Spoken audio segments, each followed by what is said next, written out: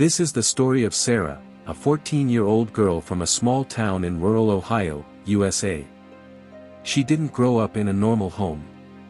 Her house had no door. Literally. One storm had blown it off years ago, and her father couldn't afford to fix it. So they used a blanket instead, hanging it every night like a curtain between their family and the outside world.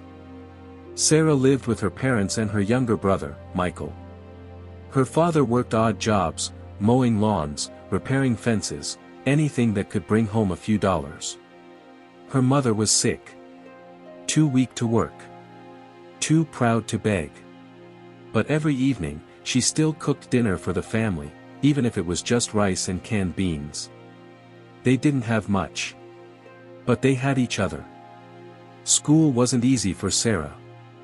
She wore the same 2 shirts every week. She sat alone at lunch sometimes because she was embarrassed to pull out her worn-out sandwich.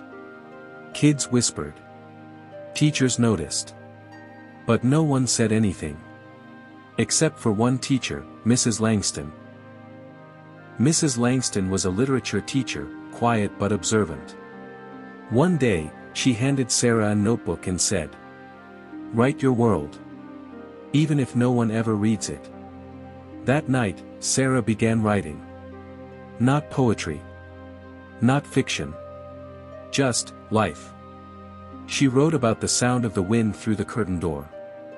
The silence of her mother's sadness. Her father's tired hands. And her little brother's laugh, the only bright thing in their dark days. Months passed. The family had more bad days than good. Her father was injured on a job site, no insurance. They had no income for weeks. Food ran low. Bills piled up. The blanket door got soaked with rain and hung heavier every night. But Sarah kept writing. Every single night, by candlelight.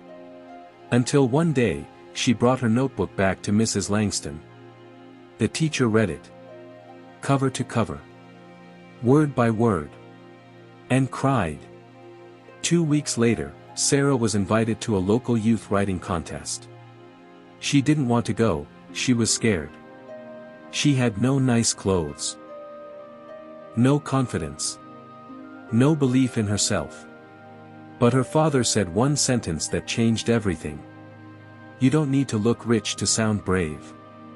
Sarah read her piece in front of a room full of strangers. She trembled. But her voice was clear. Raw. Real. Her story, about the house with no door, won first prize. But it didn't stop there. A local newspaper picked up her story. Then a non-profit organization heard about her family's situation. Donations poured in. Groceries arrived at their doorstep. The house got a real door.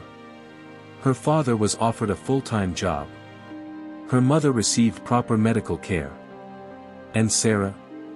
She received a scholarship to a private school, and eventually, to college. Today, Sarah is a published author. Her first book is titled, The House with No Door.